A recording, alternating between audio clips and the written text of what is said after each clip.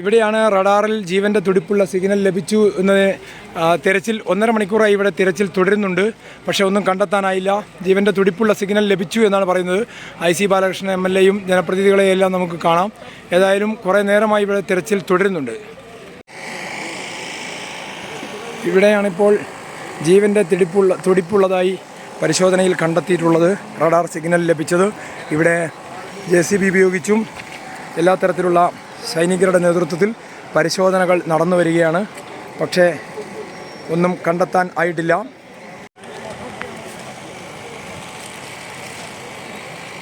ആളിറങ്ങുന്നുണ്ട് അതിൻ്റെ ഉള്ളിലേ.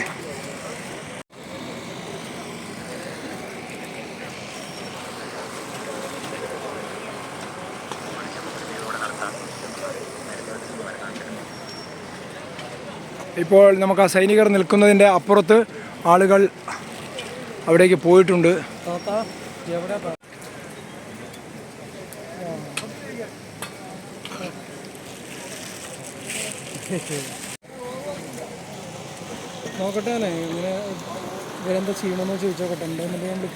ഇതാണ് ഈ മലയുടെ താഴ്വാര പ്രദേശത്ത് നിന്ന് പാർശ്വഭാഗത്ത് നിന്നാണ് ഉരുൾപൊട്ടി ഒലിച്ച് വലിയ മഹാദുരന്തം ഉണ്ടായത്.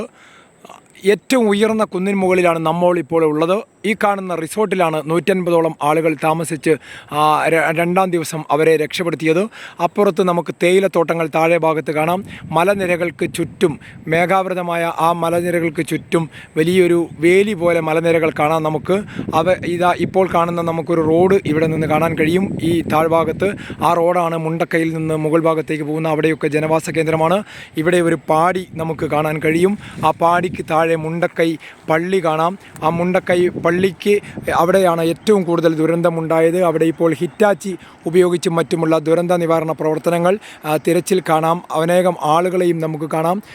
ഇത്രയ്ക്കും ഈ ഭൂപ്രകൃതിയുടെ മലനിരകൾ നിറഞ്ഞ അതിൻ്റെ ഏറ്റവും ഉയരത്തിലുള്ള ദൃശ്യങ്ങളാണിത്. അതിന് അപ്പുറത്തായി ഒരു മലമുകളിൽ നമുക്ക് ഒരു റിസോർട്ടിനെ കാണാൻ സാധിക്കും. അതിന് താഴെ ഭാഗത്തായി വലിയ ആ ദുരന്ത ഭൂമി നമുക്ക് കാണാം. ഇവിടെയാണ് ആ ഏറ്റവും കൂടുതൽ ആൾനാശമുണ്ടായ ആ ഭൂപ്രദേശം. ഇതിന് താഴെ ഭാഗത്തായി ചൂരൽമല, അതിന് താഴ്ഭാഗത്തായി അങ്ങനെ അട്ടമല.